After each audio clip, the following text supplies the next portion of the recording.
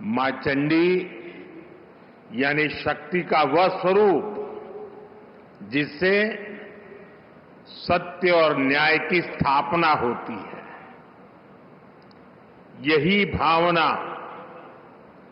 भारतीय न्याय संहिता, नागरिक सुरक्षा संहिता के पूरे प्रारूप का आधार भी है। एक ऐसे समय में जब देश विकसित भारत का संकल्प लेकर आगे बढ़ रहा है, जब संविधान के 75 वर्ष हुए हैं, तब संविधान की भावना से प्रेरित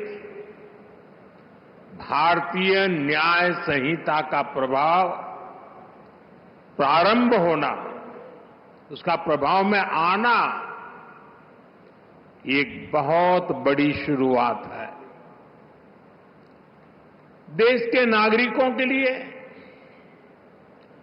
हमारे संविधान ने जिन आदर्शों की कल्पना की थी, उन्हें पूरा करने की दिशा में ये ठोस प्रयास है। ये कानून कैसे अमल में लाए जाएंगे,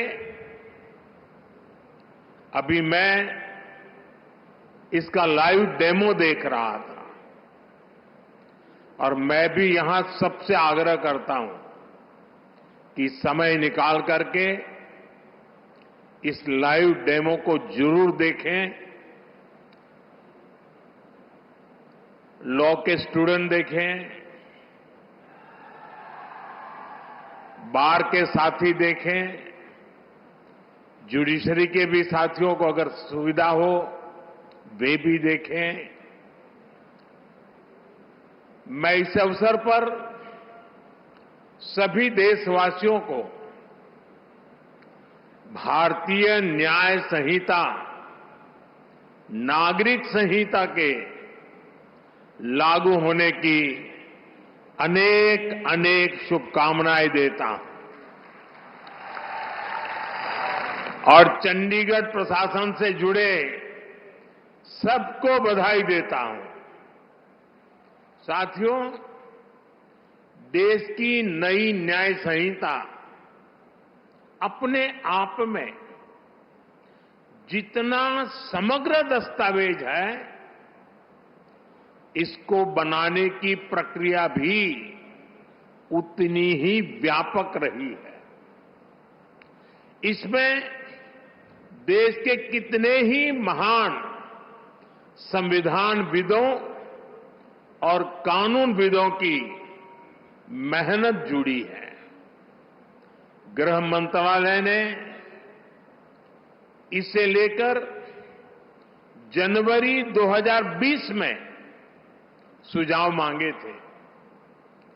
इसमें देश के मुख्य न्यायाधीशों का सुझाव और मार्गदर्शन रहा। इनमें हाई कोर्ट्स के चीफ जस्टिस, उन्होंने भरपूर सहयोग दिया। देश का supreme court, 16 high court, judicial academies, अनेकों लॉ इंस्टीट्यूशंस, सिविल सोसाइटी के लोग, अन्य बुद्धिजीवी, इन सब ने वर्षों तक मंथन किया, संवाद किया, अपने अनुभवों को पिरोया। आधुनिक परिप्रेक्ष्य में देश की जरूरतों पर चर्चा की गई। आजादी के 7 दशकों में न्याय व्यवस्था के सामने जो चैलेंजेज आए, उन पर गहन मंथन किया गया। हर कानून का व्यवहारिक पक्ष देखा गया, फ्यूचरिस्टिक पैरामीटर्स पर उसे कसा गया। तब भारतीय न्याय संहिता अपने इस स्वरूप में हमारे सामने आई है। मैं इसके लिए देश के सुप्रीम कोर्ट का, ऑनरेबल जजेस का, देश की सभी हाई कोर्ट्स का, विशेषकर हरियाणा पंजाब हाई कोर्ट का मैं विशेष आभार प्रकट करता हूं। मैं बार का भी धन्यवाद करता हूं कि जिन्होंने आगे आकर इस न्याय संहिता की ओनरशिप ली है। बार के सभी साथी बहुत बहुत अभिनंदन के अधिकारी हैं। मुझे भरोसा है सबके सहयोग से बनी भारत की ये न्याय संहिता भारत की न्याय यात्रा में मील का पत्थर साबित होगी। साथियों, हमारे देश ने 1947 में आजादी हासिल की थी। आप कल्पना करिए, सदियों की गुलामी के बाद जब हमारा देश आजाद हुआ, पीढ़ियों के इंतजार के बाद, लक्षावधि लोगों के बलिदानों के बाद जब आजादी की सुबह आई, तब कैसे कैसे सपने थे, देश में कितना उत्साह था। देशवासियों ने भी सोचा था अंग्रेज गए हैं तो अंग्रेजी कानूनों से भी मुक्ति मिलेगी। अंग्रेजों के अत्याचार का, उनके शोषण का जरिया ये कानून ही तो थे। ये कानून बनाए भी तब गए थे जब अंग्रेजी सत्ता भारत पर अपना शिकंजा बनाए रखने के लिए कुछ भी करने को तैयार थी। 1857 में, और मेरे नौजवान साथियों को मैं कहूंगा याद रखिए, 1857 में देश का पहला बड़ा स्वाधीनता संग्राम लड़ा गया। उस 1857 के स्वातंत्र संग्राम ने अंग्रेजी हुकूमत की जड़ें हिला दी थी। देश के हर कोने में बहुत बड़ी चुनौती पैदा कर दी थी। तब जाकर के उसके जवाब में अंग्रेज 1860 में, 3 साल के बाद, इंडियन पिनल कोड यानी आईपीसी लेकर आए। फिर कुछ साल बाद इंडियन एविडेंस एक्ट लाया गया और फिर सीआरपीसी का पहला ढांचा अस्तित्व में आया। इन कानूनों की सोच और मकसद यही था कि भारतीयों को दंड दिया जाए, गुलाम रखा जाए। और दुर्भाग्य देखिए, आजादी के बाद दशकों तक हमारे कानून उसी दंड संहिता और पिनल माइंडसेट के इर्द गिर्द ही घूमते रहे, मंडराते रहे। और जिनका इस्तेमाल नागरिकों को गुलाम मानकर होता था। समय समय पर इन कानूनों में छोटे मोटे सुधार करने के प्रयास हुए, लेकिन इनका चरित्र वही बना रहा। आजाद देश में गुलामों के लिए बने कानूनों को क्यों ढोया जाए? ये सवाल न हमने खुद से पूछा, न शासन कर रहे लोगों ने इस पर विचार करने की जरूरत समझी। गुलामी की इस मानसिकता ने भारत की प्रगति को, भारत की विकास यात्रा को बहुत ज्यादा प्रभावित किया। साथियों, देश अब उस कॉलोनियल माइंडसेट से बाहर निकले, राष्ट्र के सामर्थ्य का प्रयोग राष्ट्र निर्माण में हो, इसके लिए राष्ट्रीय चिंतन आवश्यक था। और इसलिए मैंने 15 अगस्त को लाल किले से गुलामी की मानसिकता से मुक्ति का संकल्प देश के सामने रखा था। अब भारतीय न्याय संहिता, नागरिक संहिता, इसके जरिए देश ने उस दिशा में एक और मजबूत कदम उठाया है। हमारी न्याय संहिता of the people, by the people, for the people की उस भावना को सशक्त कर रही है जो लोकतंत्र का आधार होती है। साथियों, न्याय संहिता समानता, समरसता और सामाजिक न्याय के विचारों से बुनी गई है। हम हमेशा से सुनते आए हैं कि कानून की नजर में सब बराबर होते हैं, लेकिन व्यवहारिक सच्चाई कुछ और ही दिखाई देती है। गरीब, कमजोर व्यक्ति कानून के नाम से डरता था।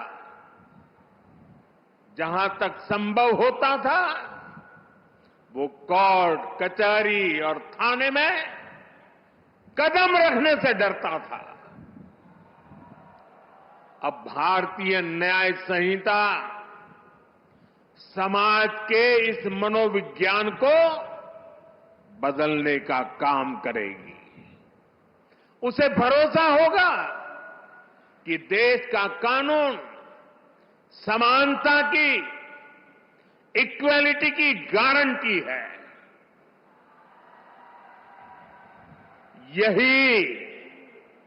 यही सच्चा सामाजिक न्याय है, जिसका भरोसा हमारे संविधान में दिलाया गया है। साथियों, भारतीय न्याय संहिता, भारतीय नागरिक सुरक्षा संहिता हर पीड़ित के प्रति संवेदनशीलता से परिपूर्ण है। देश के नागरिकों को इसकी बारीकियों का पता चलना ये भी उतना ही आवश्यक है। इसलिए मैं चाहूंगा आज यहां चंडीगढ़ में दिखाए लाइव डेमो को हर राज्य की पुलिस को अपने यहां प्रसारित करना चाहिए। जैसे शिकायत के 90 दिनों के भीतर पीड़ित को केस की प्रगति से संबंधित जानकारी देनी होगी। ये जानकारी एसएमएस जैसी डिजिटल सेवाओं के जरिए सीधे उस तक पहुंचेगी। पुलिस के काम में बाधा डालने वाले व्यक्ति के खिलाफ एक्शन लेने की व्यवस्था बनाई गई है। महिलाओं की सुरक्षा के लिए न्याय संहिता में एक अलग चैप्टर रखा गया है। वर्क प्लेस पर महिलाओं के अधिकार और सुरक्षा, घर और समाज में उनके और बच्चों के अधिकार।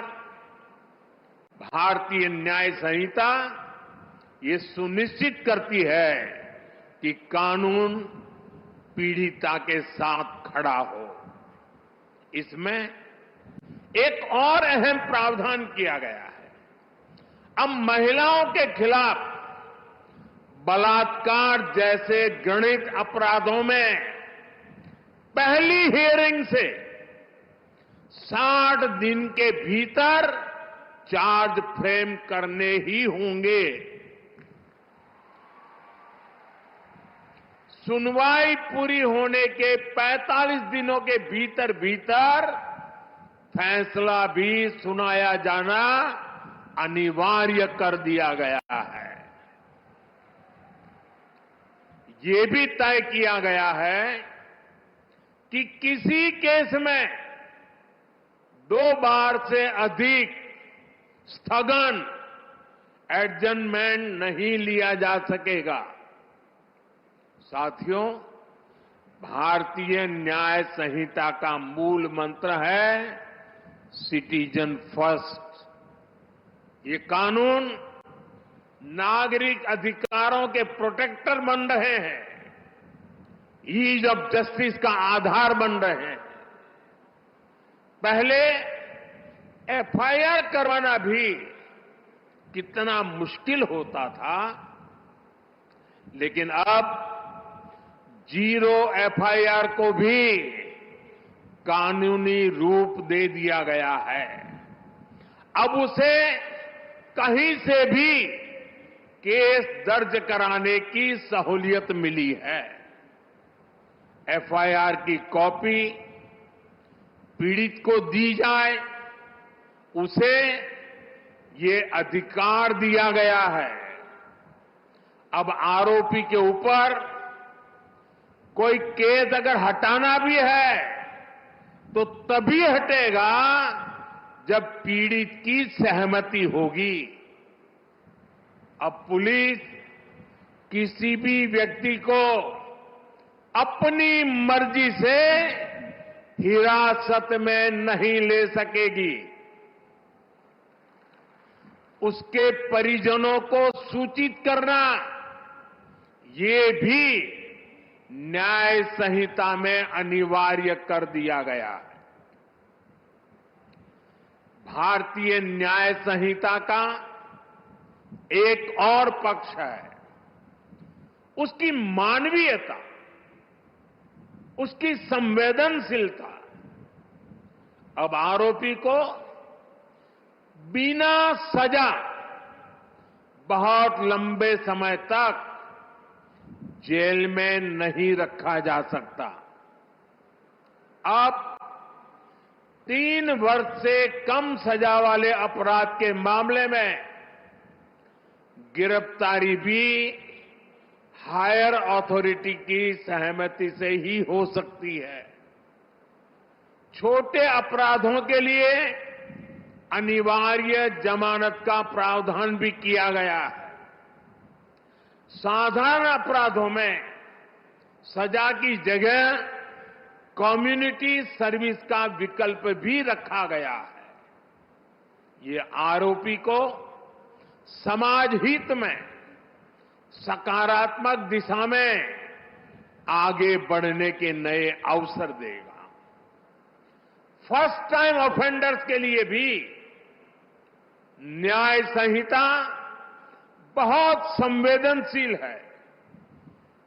देश के लोगों को ये जानकर भी खुशी होगी कि भारतीय न्याय संहिता के लागू होने के बाद जेलों से ऐसे हजारों कैदियों को छोड़ा गया है जो पुराने कानूनों की वजह से जेलों में बंद थे।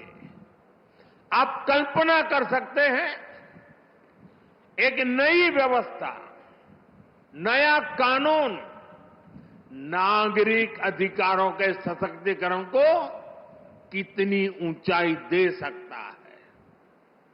साथियों, न्याय की पहली कसौटी है समय से न्याय मिलना।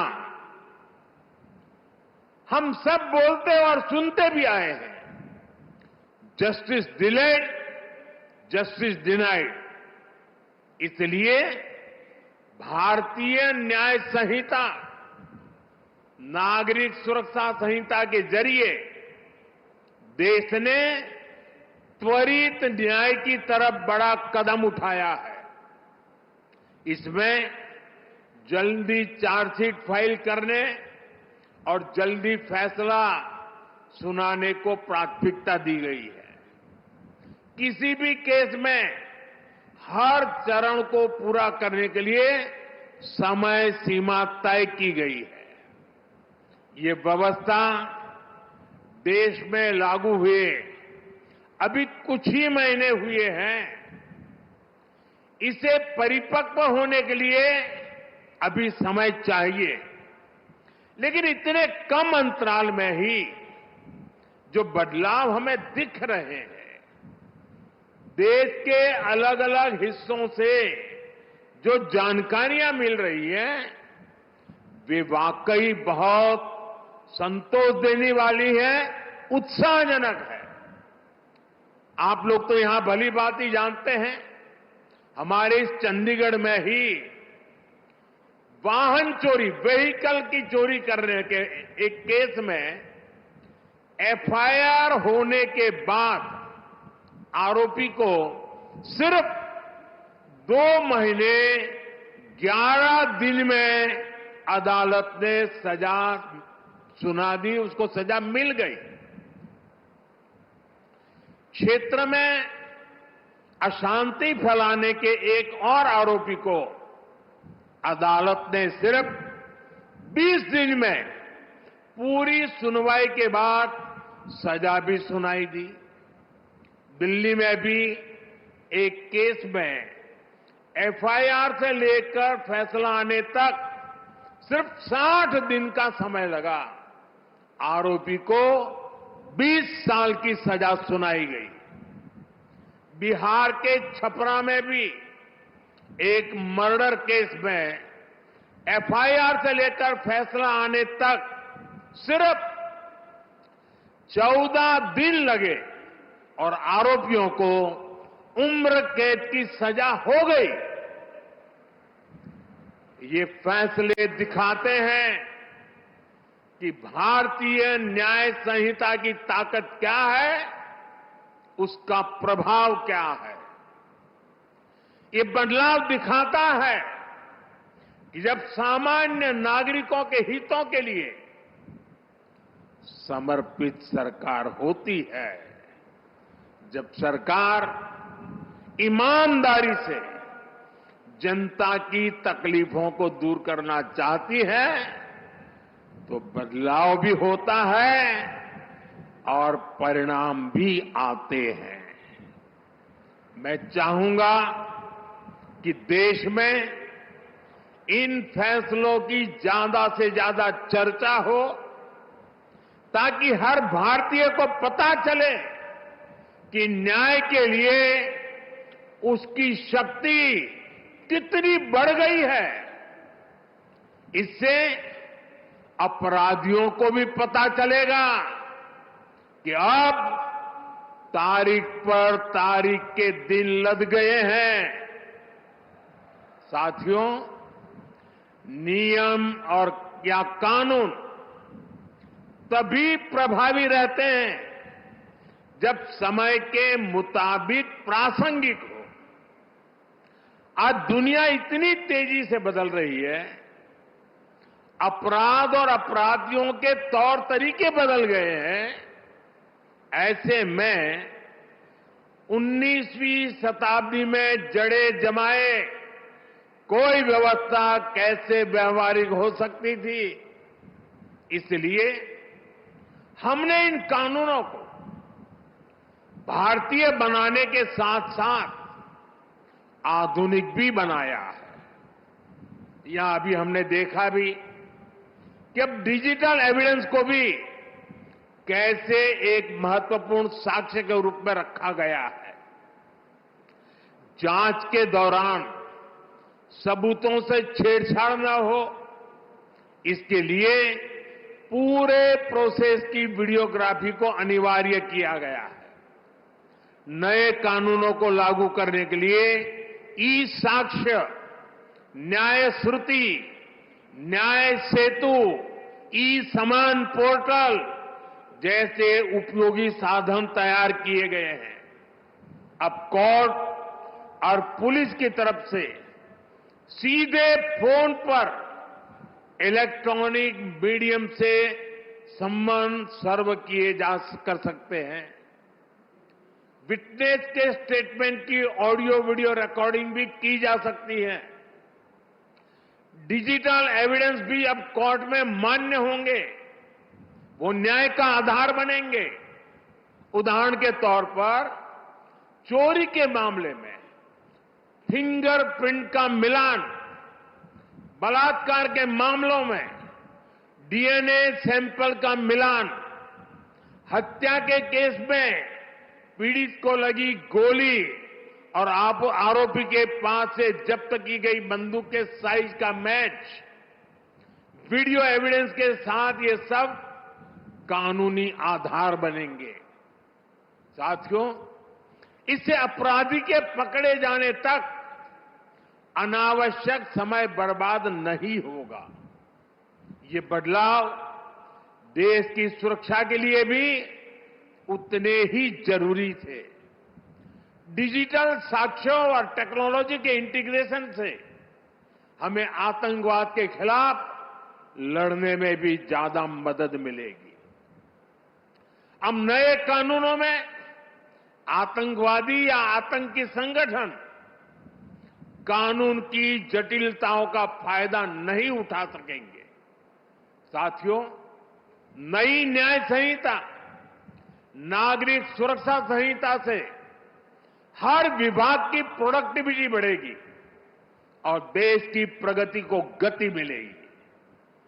कानूनी अड़चनों के कारण जो भ्रष्टाचार को बल मिलता था, उस पर लगाम लगाने में मदद मिलेगी।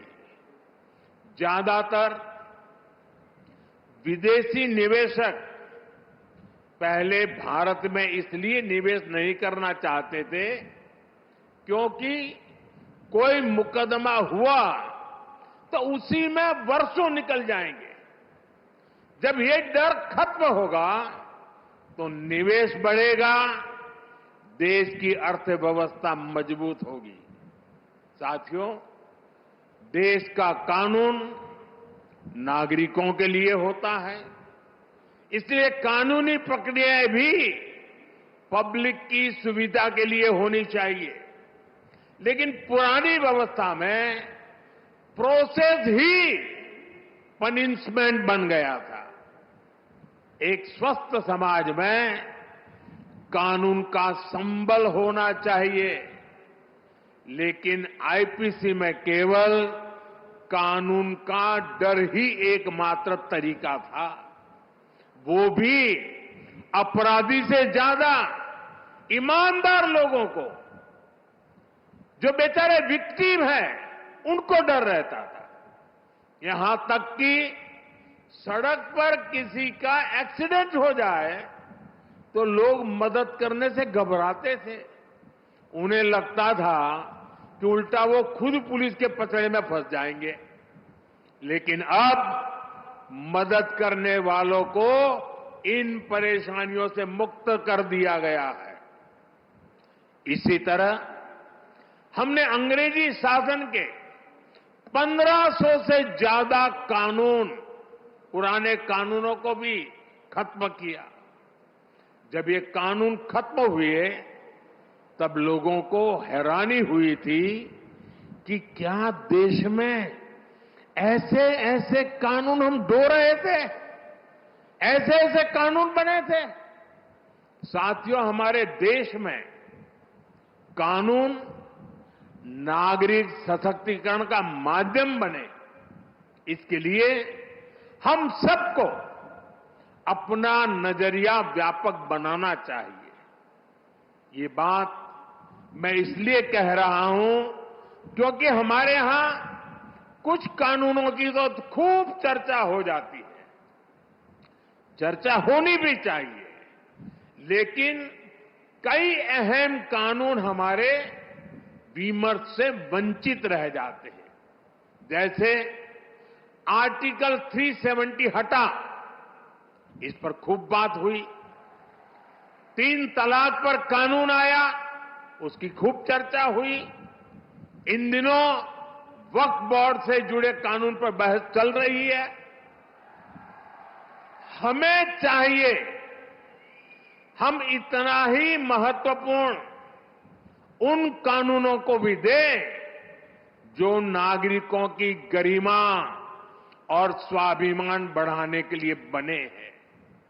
अब जैसे आज अंतर्राष्ट्रीय दिव्यांग दिवस है।